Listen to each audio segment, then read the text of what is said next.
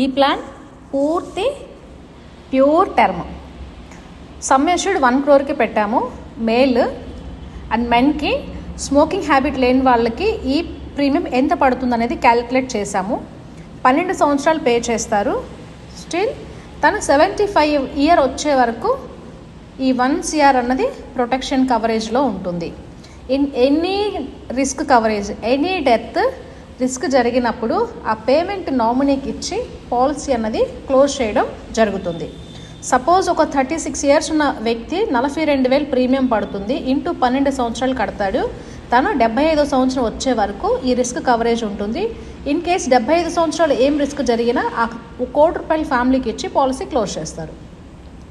And సెకండ్ది తను 12 years pay చేస్తారు. 85th year వరకు కవరేజ్ ఉంటుంది. సో 75 yearకి 85 yearకి కొంచెం ప్రీమియం పెరుగుతుంది. ఇక్కడ మనం చూసుకుంటే 25 yearsకి 34,000 ఉంది, 26 yearsకి 36,000 ఉంది, 27కి 38,000 ఉంది. అలా 12 సంవత్సరాల పాటు పే చేసుకుంటారు.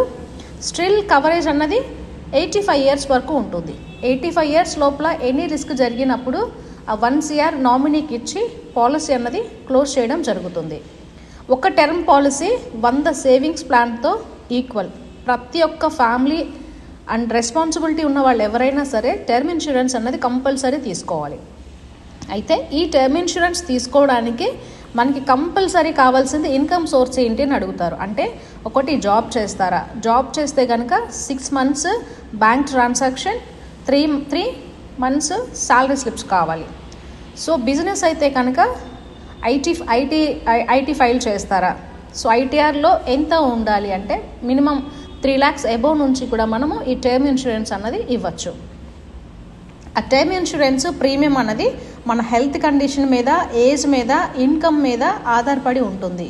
అందుకనే ఎంత ఎర్లీగా మనం టర్మ్ ఇన్సూరెన్స్ తీసుకోగలిగితే అంత సేఫ్గా, అంత ప్రొటెక్షన్గా ఫీల్ అవ్వచ్చు.